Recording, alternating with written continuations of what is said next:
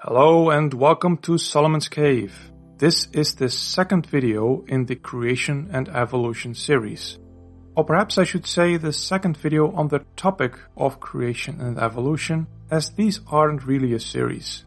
However, I can recommend that you watch the first video named Prolegomena, where I set out my goals and my vision for these videos. In this video, I will introduce you to the wonderful Epic of Gilgamesh, an ancient epic tale of a great king and his adventures. I will explain why Gilgamesh occasionally comes up in the creation-evolution debate, and then I will completely ignore that reason for the rest of this video.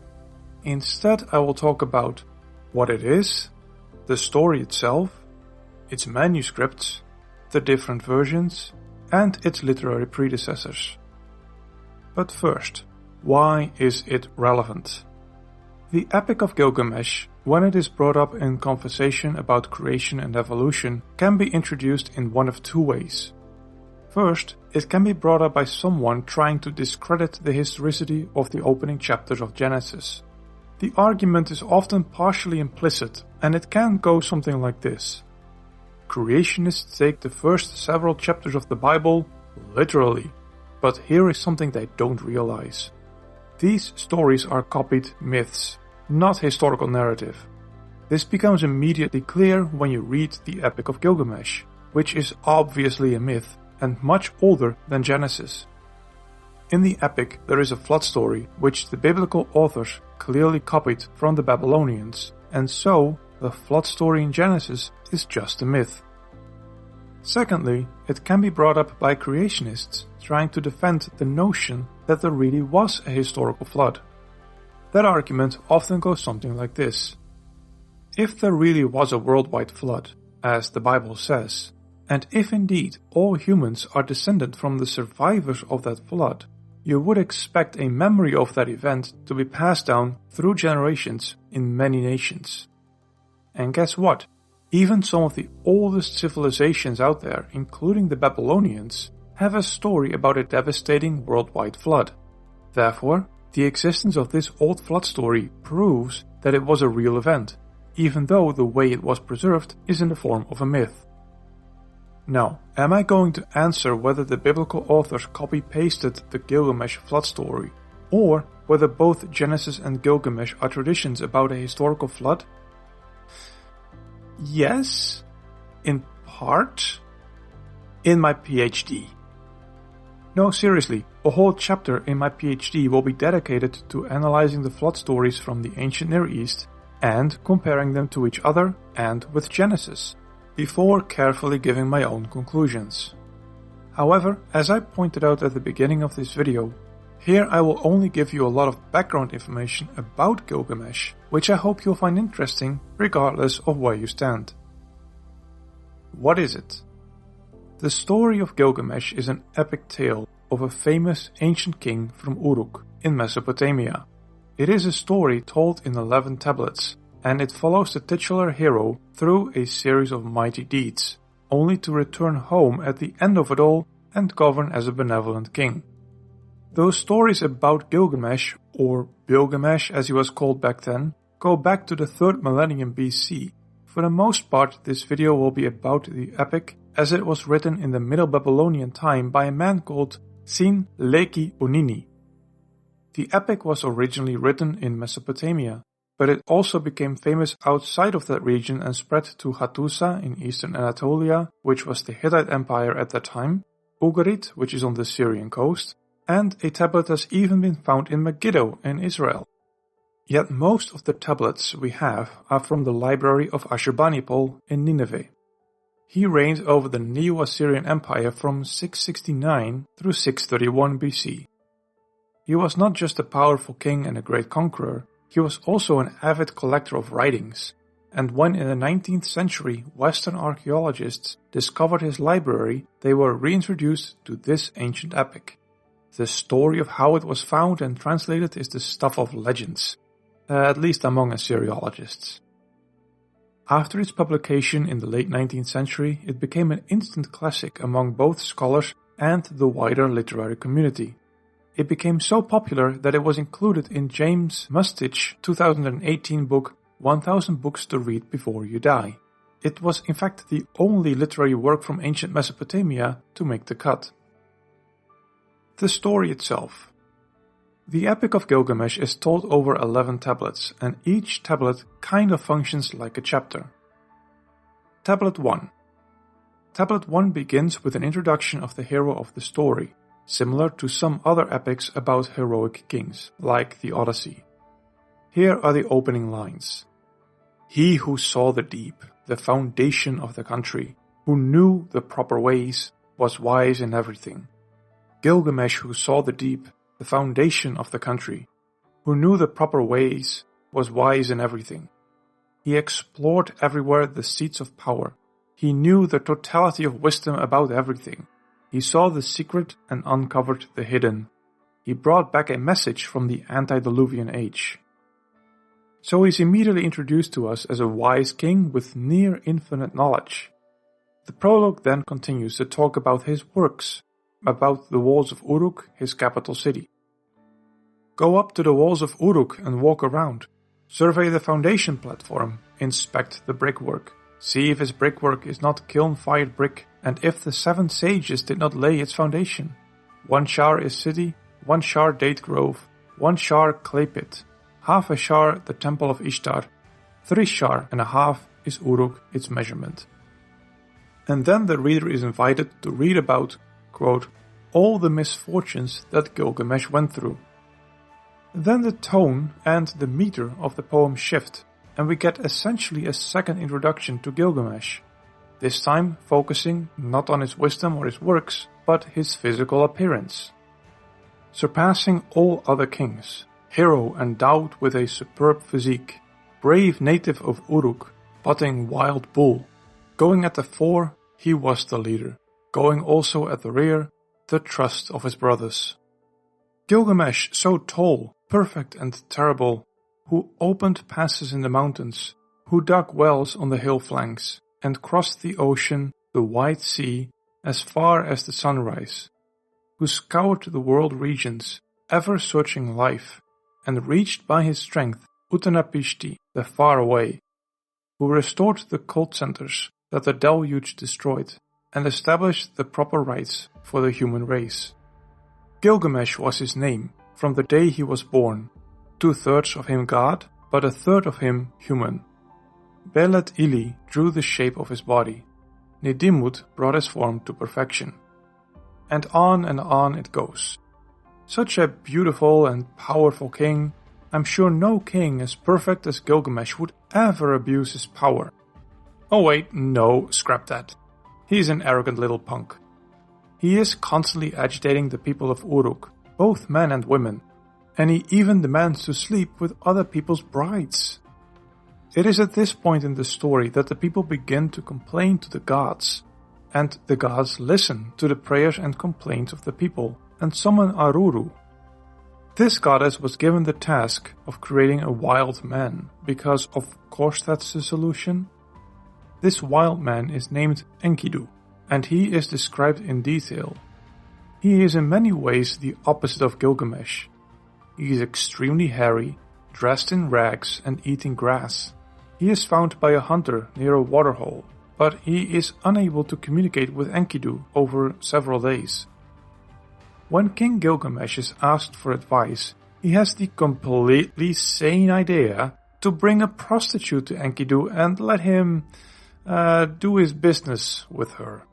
That will magically turn this wild man into a civilized one, for we all know that people who sleep with prostitutes are the most well-adjusted people in society.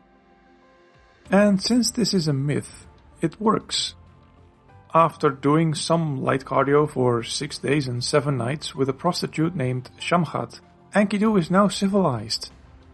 In case anyone was wondering, yes, this story was written by a man. Shamhat next invites Enkidu to come to Uruk, the city of Gilgamesh, to visit the temple of the gods Anu and Ishtar, and to meet King Gilgamesh. Enkidu for his part wants to overthrow Gilgamesh, but Shamhat tries to dissuade him of that notion by pointing out that he is loved by the god Shamash, and given wisdom by the gods Anu, Enlil and Ea. The tablet ends after Shamhat tells of a dream that Gilgamesh has shared with his mother about the coming of Enkidu. Now I have spent a little extra time on this first tablet, since a lot of important things are going on here. Important characters are introduced, patterns are started, and structures are revealed. I will go through some of the following tablets a little faster, but before I move on, let me highlight a few details that are important. First of all, did you notice the two references to the flood story in the prologue? First, the one in line 8. He brought back a message from the antediluvian age. And the second one is later in the opening poem, namely lines 42 and 43. Enriched by his strength, Utnapishti the Faraway, who restored the cult centers that the deluge destroyed. Next, I would like to direct your attention to the first half of line 29. Surpassing all other kings.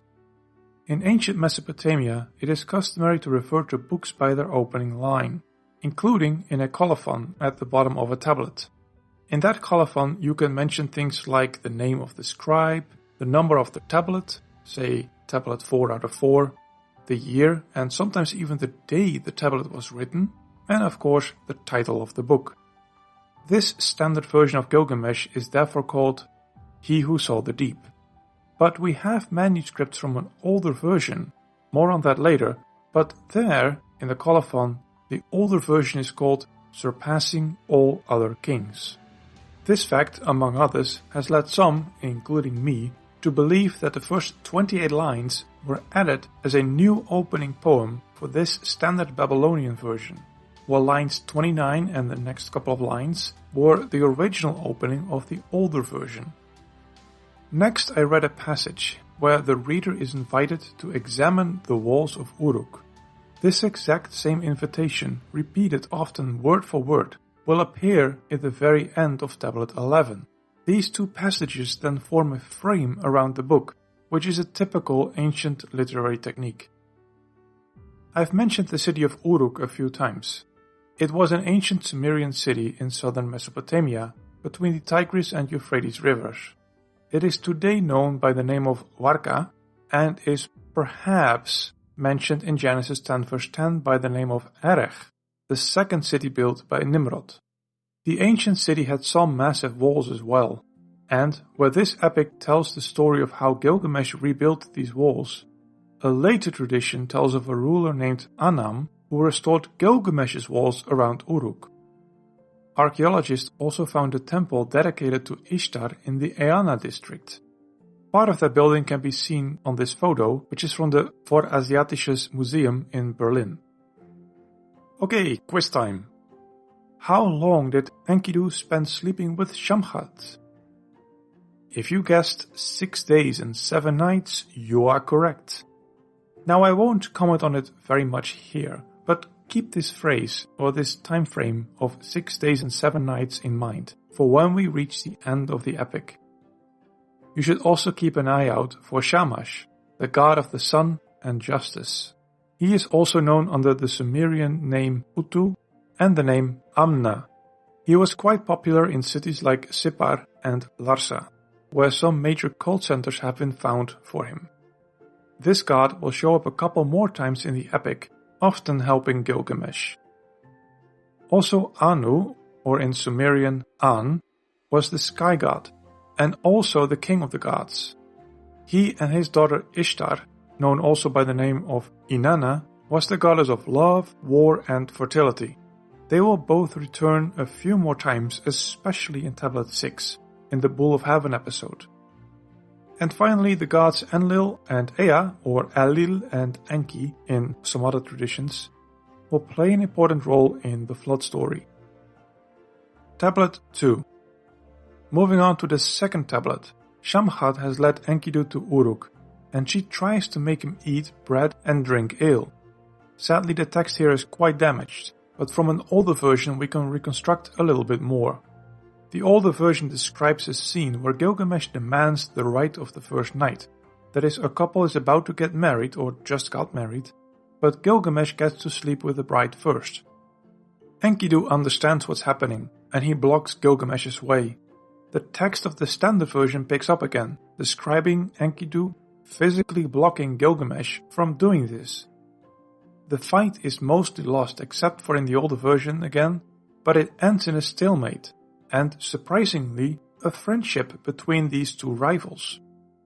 Then Gilgamesh invites Enkidu to go with him on a quest to slay Humbaba, a powerful being with a voice like the deluge, living in the forest of cedar. Enkidu accepts this quest, and they prepare for their journey.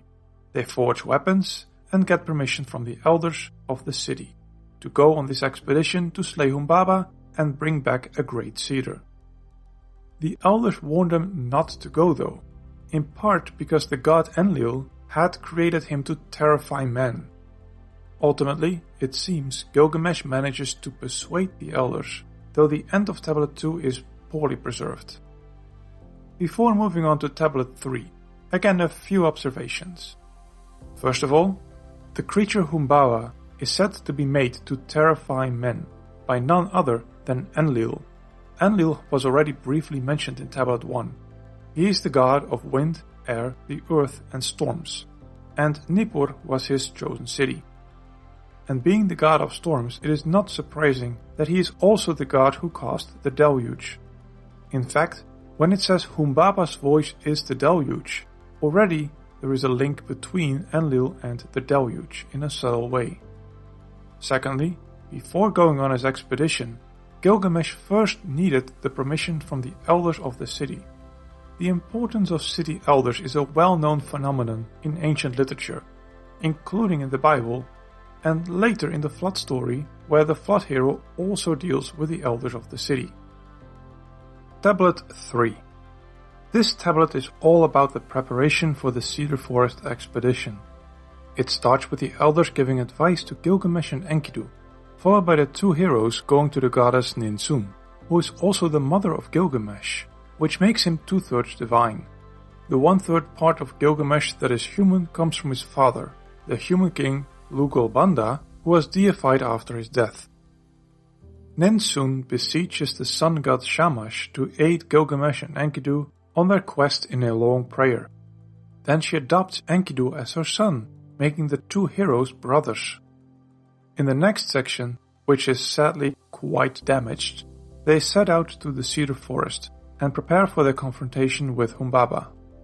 Before continuing on with Tablet 4, there is one line from Ninsun's prayer that is interesting to point out, namely a supposed promise that Gilgamesh will, quote, become wise with Ea of the Apsu.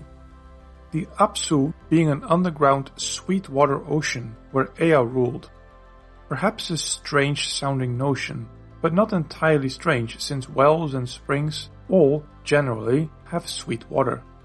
Besides this underground sweet-water ocean, Ea is also associated with creation, magic, wisdom and mischief. He is quite a prominent figure and features in various other Mesopotamian myths, as well as the flood story. Tablet 4. In this tablet, the heroes are traveling to the Cedar Forest, which is near Mount Lebanon, famous for its cedar forest in antiquity, both in Mesopotamia and in Israel. It were the cedars from Lebanon, after all, that provided the timber for Solomon's temple. During that trip, Gilgamesh asks for and gets dreams from Zakiku, the dream god, every third night. The dreams terrify him, but Enkidu assures him it is actually a good omen, and so they continue on. By the end of the tablet, Enkidu has encouraged Gilgamesh several times and they are about to enter the Cedar Forest and face Humbaba. Tablet 5. At the beginning of the 5th tablet, Gilgamesh and Enkidu are at the entrance of the Cedar Forest and look up to Mount Cedar. The text here is somewhat damaged, but eventually Gilgamesh and Humbaba come face to face and Humbaba accuses Enkidu of treachery and threatens to kill Gilgamesh and feed his flesh to the birds. Gilgamesh turns to Enkidu and admits he is afraid, but Enkidu tells Gilgamesh to man up and attack. When they are fighting, Shamash, the sun god, sends an enormous storm of 13 winds that stifle Humbaba and give Gilgamesh an opening. Then Humbaba pleads for his life and offers to give Gilgamesh as many trees as he wants, but Enkidu tells him to ignore those pleas. He says, "Humbaba, guardian of the forest of cedar, finish him, slay him, do away with his power, before Enlil the Foremost has learned about it. The great gods could be angry with us, Enlil in Nippur, Shamash in Larsa." They go back and forth a few times until Humbaba curses Gilgamesh and Enkidu. After this, they finally slay Humbaba. After a gap in the text, they have now cut down several cedars, and Enkidu is contemplating turning one of them into an enormous door. In the Old Babylonian version, the text is better preserved, and this door is supposed to be for Enlil's temple in Nippur. Then they bind together the timber into rafts and sail it down the Euphrates River, which is the southwestern river which gets closest to Lebanon. Here you can see a picture of how Mesopotamians, in a later age, transported cedars from Lebanon on the Euphrates. This particular image is from the palace of Sargon II in Dur-Sharrukin in Assyria from around 713 through 716 BC. Here the cedars are floated and pulled by boats rather than bound together into a temporary raft, but you get the idea. Tablet 6. Back in Uruk, Gilgamesh cleans himself up and gets ready to pick up his royal duties again, when, all of a sudden, the goddess Ishtar, the goddess of love and whatnot, makes a marriage proposal. Now keep in mind that his father Lugalbanda had previously accepted a similar proposal from the goddess Ninsun, leading to the birth of Gilgamesh himself. What's more, Ishtar promises abundant riches to come along with this marriage. Isn't that perfect? The hero makes a friend, slays the monster and now gets the girl. The goddess of love even. But Gilgamesh goes his own way. He rejects Ishtar's offer of marriage. And not in a, "it's not you, it's me," or "you are too good for me" kind of way. No. He insults her, calls her useless, dangerous, treacherous, and he even brings receipts. Turns out, Ishtar has left behind a slew of ruined axes. Some of them are supernaturally cursed, and Gilgamesh knows all of their stories and doesn't want to join their ranks. Then Ishtar does what every spoiled goddess would do. She goes crying to Daddy Anu, the sky god, and complains about how rude Gilgamesh is. But Anu in response says that Gilgamesh kind of has a point here. So she then logically asks for the Bull of Heaven to kill Gilgamesh.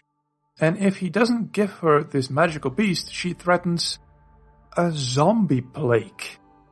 No, seriously. If you will not give me the Bull of Heaven, I shall smash the underworld together with its dwelling place. I shall raze the nether regions to the ground. I shall bring up the dead to consume the living. I shall make the dead outnumber the living. Anu relents and tells her she can have the Bull of Heaven in 7 years. After 7 years, Ishtar releases the Bull of Heaven and it begins to destroy the land. An army sets out, but the bull slays them by the hundreds. So it comes down to Enkidu and Gilgamesh to work together again. Enkidu grabs the bull's tail and Gilgamesh slays the beast. Afterwards, they offer its heart to the sun god Shamash. And Ishtar?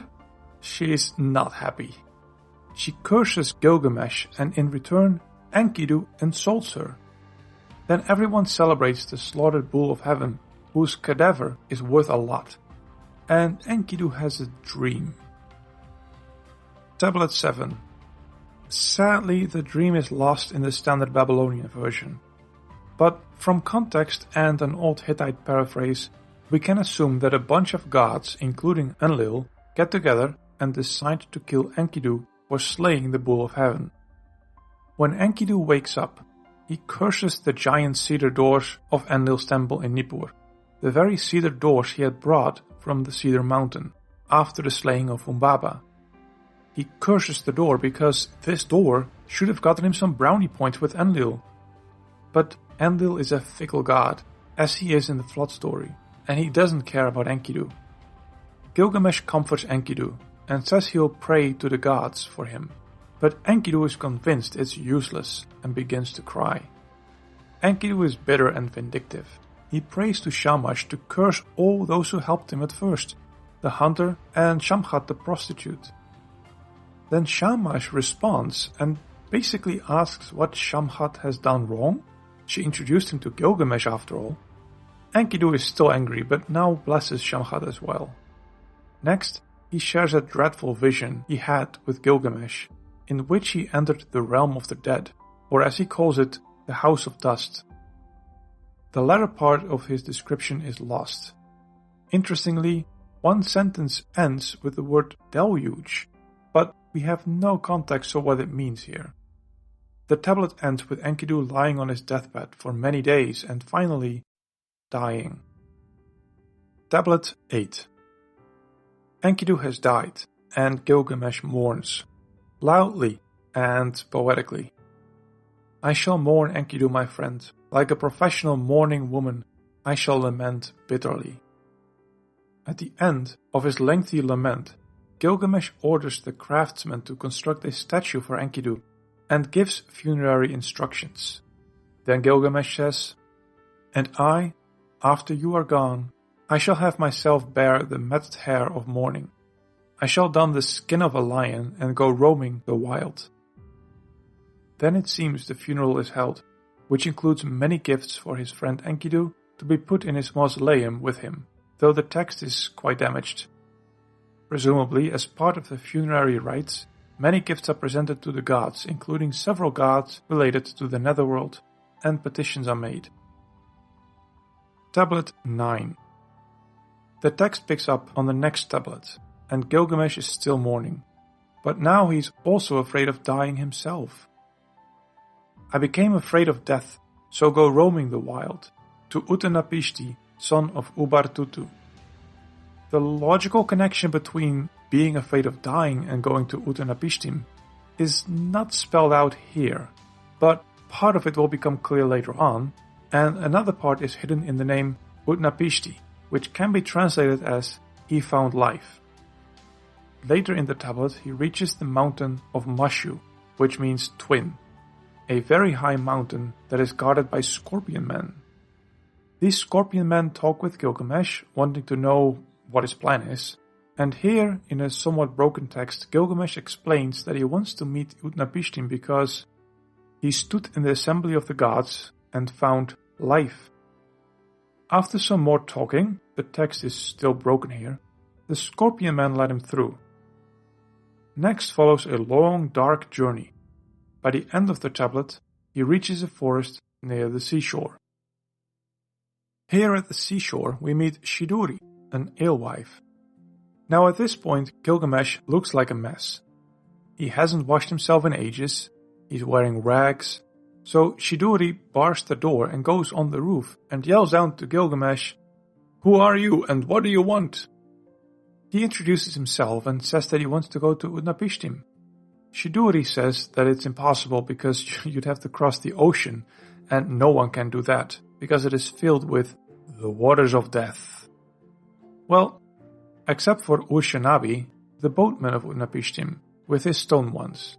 They can cross the ocean. So Gilgamesh immediately rushes to Urshanabi, hits him on the head and smashes the stone ones. Then Gilgamesh tells his story to Urshanabi, and why he wants to go to Utnapishtim. Interesting to note here is that he says that he mourned for 6 days and 7 nights over the death of Enkidu. Urshanabi tells Gilgamesh that he is an idiot, because the stone ones he just smashed were necessary to cross the ocean. But he will try to cross it if Gilgamesh makes a bunch of punting poles. After a long and difficult journey, they reach Utnapishtim and Gilgamesh tells his story, the difficulties he faced reaching Utnapishtim, and that he wants to live forever. Utnapishtim begins his answer and tells Gilgamesh to accept mortality and the fact that random hardships will always come. He ends his speech like this. The Anunnaki, the great gods, were in assembly. Mamitum, who creates destiny, made a decree with them. Death and life they did establish. The day of death they did not reveal. Tablet 11. And here we have finally reached the 11th tablet. Gilgamesh sets off by saying that this stuff about universal mortality is all good and well, but what about Utnapishtim himself? He has found everlasting life. How come? At this point, Utnapishtim is sufficiently prompted to tell the flood story. At some point in the distant past, the gods decided, for here unstated reasons, to bring a flood. But thankfully, the god Ea finds a way to warn Utnapishtim without breaking his oath of secrecy by pretending to talk to a wall, knowing Utnapishtim is on the other side. Utnapishtim is instructed to build an ark to escape from the coming deluge. Now he does have to deceive his fellow townsmen, so he lies to them about the purpose of this enormous boat, keeping in mind that Ea is also a trickster god. They build the ark, and while they hold a feast, the ark is secretly loaded with goods, silver and gold, family and animals. Then the storm breaks loose and floods the land. It is so violent that the gods themselves cower up in heaven and lament the destruction of the land, which lasted for 6 days and 7 nights. Then the deluge slowly subsides. Then, as Utnapishtim describes it, I looked at the weather and there was quiet. But all the people had turned to clay. The floodplain was level like a roof. I opened a vent and sunlight fell on the side of my face. I fell on my knees and sat there weeping, the tears streaming down the side of my face. Shortly thereafter, he lands on Mount Nimush. After 1 week, he lets out a dove, which came back to him. Then he sent out a swallow, who also came back. And finally a raven, who started eating carrion and did not come back. Then Utnapishtim brings a sacrifice and the gods are drawn by the sweet smell. Then it turns out the gods are angry at Enlil for bringing the flood. But Enlil, who arrives a little later than the other gods, is angry that Utnapishtim has survived. Ea defends his actions, telling Enlil that there are better ways of dealing with humans when they commit a sin. Enlil then grants Utnapishtim and his wife the divine gift of immortality, but they do have to live far away in exile. At this point, Utnapishtim turns to Gilgamesh and asks him how he plans to repeat those events, such that he can also gain immortality. But he then gives him a challenge as well. Stay awake for 6 days and 7 nights. And Gilgamesh, after hearing this waking challenge, immediately falls asleep for a week. After he wakes up, he takes a bath and is given instructions on how to get a magical plant of heartbeat from the bottom of the ocean, which will grant vitality. But after finding this plant, he loses it when a snake carries it off when he's not looking. He is sad, but when he arrives home with Urshanabi, the boatman, Gilgamesh repeats the part of the opening lines of the poem about the greatness of Uruk and its walls. Bonus! Tablet 12. But wait, there's more. A 12th tablet. This 12th tablet is a bit of an oddity. It does not fit in the overall story and it is a rather bizarre appendix. Enkidu is alive, and he complains to Gilgamesh that his bowl and his mallet have fallen down into the netherworld and that he's going to get them back. Gilgamesh then gives him a bunch of advice, strict instructions on what to do and especially what not to do. After which Enkidu goes into the netherworld and happily ignores every piece of advice that Gilgamesh has given him. So obviously things go very poorly for him there and he is seized by the netherworld.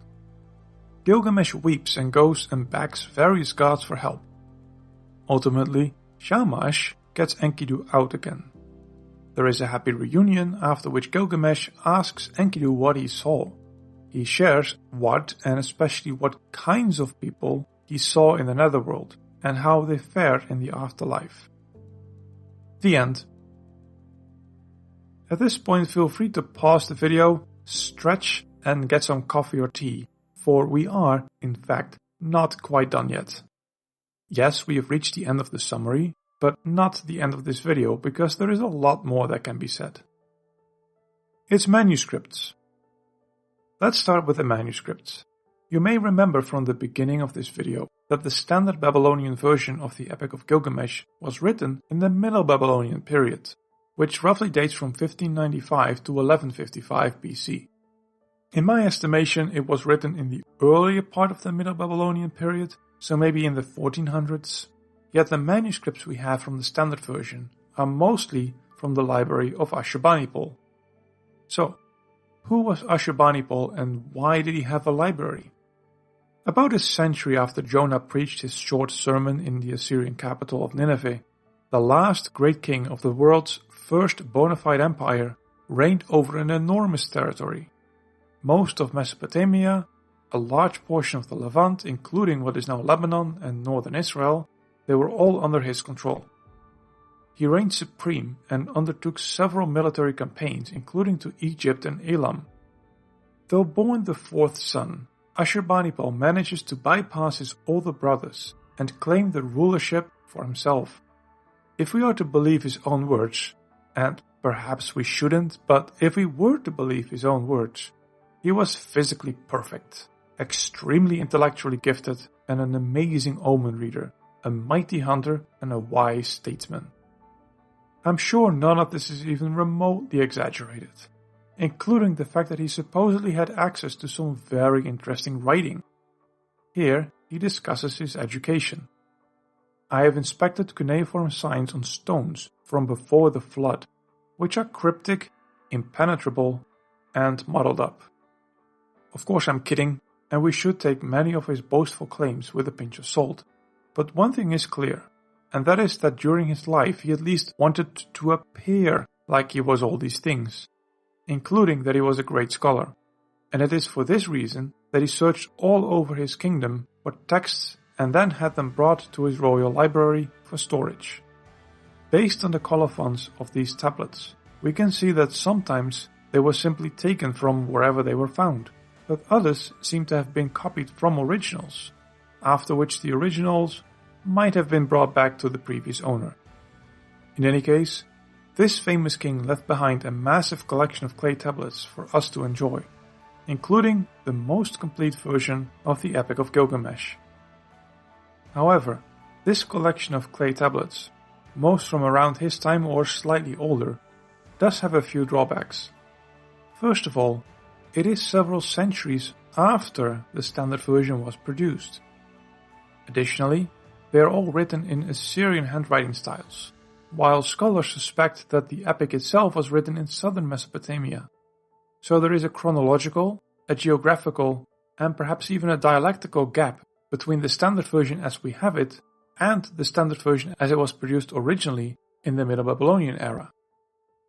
This is nothing new or surprising. These kinds of gaps are extremely common when it comes to ancient texts, but it does allow for a little bit of uncertainty in the text as we have it right now, and it should prod us to search for more evidence. Thankfully, there are many other clay tablets that we found, including several from southern Mesopotamia, and some of them are quite a bit older than the ones from Ashurbanipal's library. But there's a catch. The fragments from southern Mesopotamia tend to be a lot younger, and the ones that are a lot older, they have some challenges of their own, because they are often different versions of the epic. The different versions. Now, here I won't go over each and every non-standard tablet, but I do want to pick out a few that I think are interesting to know about. And I will move backwards in time, starting with the Assyrian fragments, then the Middle Babylonian fragments, and finally the Old Babylonian fragments. The Assyrian fragments. There are 12 fragments from Assyria that were not part of Ashurbanipal's library. Half of them are relatively simple, and they contain just the text of the standard version, without much variation. The other fragments are of varying certainty and importance. The most interesting manuscript is manuscript Z, with identification number IM 67564. It was excavated in 1955, but it took until the year 2000 before it was identified as a fragment from Gilgamesh. It was found in a 7th century BC temple in the city of Nimrud, and it contains several lines from tablets 10 and 11. Sadly, the portion where the flood is discussed is very badly damaged, and only little can be read, except for the following: the weather, they, which at the sound of, at their rising, to the city, course, or Assyrian, that you go. 7. Regularly, the city whence we came forth. I prayed, I shall send rain, or provisions, my tears bitterly, until the nearing of her, or its, his friend. I am remote, without. Gilgamesh asked, or rejoiced. Well, that is interesting. This sounds like a completely different flood story, doesn't it? But sadly, we can do little but speculate here, and even the text that is translated could be partially wrong. Middle Babylonian manuscripts from Mesopotamia. There are only a few Middle Babylonian tablets from the Epic of Gilgamesh found in Mesopotamia, and they aren't even all that interesting when you look at their content. But at least 2 of the tablets, namely one from Nippur and one from Ur, are almost certainly practice tablets. When young scribes had to learn how to write, they were often taught to copy older texts to get used to the writing tool as well as to the spelling conventions of the rather difficult cuneiform script. The fact that in both Ur and Nippur these practice tablets were found and that Gilgamesh, or portions of Gilgamesh, were used to practice means that the epic, either an early version of the standard version or perhaps an edition of the Old Babylonian version, were used in this context. That says something about the popularity it had among ancient teachers. Just like in both antiquity and the Middle Ages and even today, Homer is often used to teach young students Greek. Middle Babylonian manuscripts from elsewhere. During this same time, Akkadian versions of Gilgamesh were found elsewhere, including in Hattusa, also known as Bogaskoi, modern-day Turkey, and Emar in northern Syria. These 2 findings are not too interesting, but more interesting are the ones from Ugarit and Megiddo. In Ugarit, the so-called Middle Babylonian Ugarit prologue has been found. To describe it briefly, it is another practice tablet that stops quite suddenly after the first 38 lines of text, almost as if the teacher had given the student 1 hour to copy what he could and then stop. The content of the tablet is messy in more ways than one. There are various grammatical mistakes, as one might expect from a student who speaks a different language at home. There are also structural mistakes. The student, it seems, either worked from a messy original or was perhaps tasked to write down the opening lines of Gilgamesh from memory. The first few lines are a close parallel to the opening lines of the standard Babylonian version, following many lines that were likely added by Sin-Lake Unini earlier in the Middle Babylonian period. But after a few lines, the structure and rhythm is broken. Lines are combined based on association and intuition, and some lines in this prologue are not found in any of the known versions. Now this is interesting for at least 2 reasons.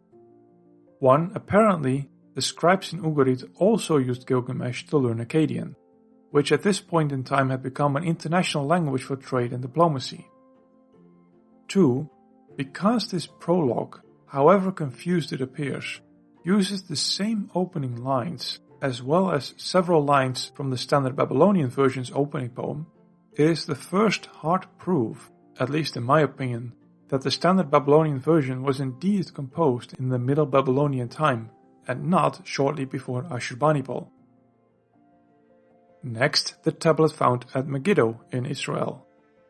So this is proof the ancient Israelites knew about the Epic of Gilgamesh all the way back in the Middle Babylonian era. Right about the time of Joshua, Gilgamesh and the flood story were already in Israel. Well, hold on, not so fast. First, let's look at the content. It contains a few passages about the Cedar Forest expedition and of Enkidu on his deathbed. These passages were also in the Old Babylonian version, and, as we will see, it isn't even certain that the Old Babylonian version contained the flood story. In addition to that, this tablet wasn't produced in Megiddo, but somewhere farther north, or at least that was the conclusion from the scientists who studied the chemical composition of the clay. So it may be old and it may be in Israel, but it wasn't produced there, and it may very well have been imported much later. And this brings us to the second problem. We don't know where it was found. Yes, in Megiddo, but in Megiddo we have many layers on top of each other, and archaeologists have been slowly working through them, starting with the youngest layers on top and working their way down to the older layers. Normally, everything that isn't interesting is put on the giant heap that is called the dump. And it was on this dump that the tablet was found. Somebody should get fired over this. It was likely excavated between 1925 and 1939, and it was only found by sheer accident in 1954. So was the Epic of Gilgamesh and its flood story known in Israel at the time of Moses and Joshua? Maybe. Middle Babylonian Hittite translation. Then we come to the Middle Babylonian Hittite translation, or more precisely the paraphrase. It has been poorly preserved, but what can be read is a seriously abridged version of the epic. It contains all the main beats, but sadly it does not contain the famous retelling of the flood story. In the very damaged portion at the end of the text, the name Ulu is legible. This is likely the Hittite name for Utnapishtim, the flood hero. There are also fragments that are likely from a Hurrian translation, but Hurrian is notoriously poorly understood as a language, so not much can be learned from that. The Old Babylonian version. Finally, we come to the Old Babylonian version. It should be noted that though some of the Middle Babylonian and Assyrian manuscripts are quite different from the standard Babylonian version, the Old Babylonian version is the only other major version of the epic that we have a number of manuscripts from. There are also some stylistic choices that tell us that the Old Babylonian version was a single, unified work, and though different in some ways than the standard Babylonian version, the main beats of the story are all there. At the moment, we have 12 tablets, covering various parts of the epic. All of them are from southern Mesopotamia, from places like Larsa, Nippur, Shadopum, Baghdad, and Sippar, though not all finding locations are equally certain. Two of the most famous tablets are the so-called Pennsylvania and Yale tablets, who form the second and third tablet from this series, and in the colophon, the title of this version is preserved as Surpassing All Other Kings, which is now the 29th line of the standard Babylonian version. 3 tablets are from a private Norwegian collector named Schoyen, hence the Schoyen collection. And since the chain of custody is partially unknown, there is no certainty about their finding locations. The first 2 Gilgamesh tablets from this collection were known for a while, though content-wise they aren't super interesting. There is a funny story connected with the 3rd tablet, though. In the Schoyen collection, there was a math tablet, but the conservators wanted to do an extra firing of the tablet. In antiquity, ancient clay tablet makers could only get their ovens so hot. So, though the tablets were fired and hardened, modern industrial ovens can give it just a little bit more toughness for preservation. So that's what often happens. In goes the math tablet, and off falls a whole corner.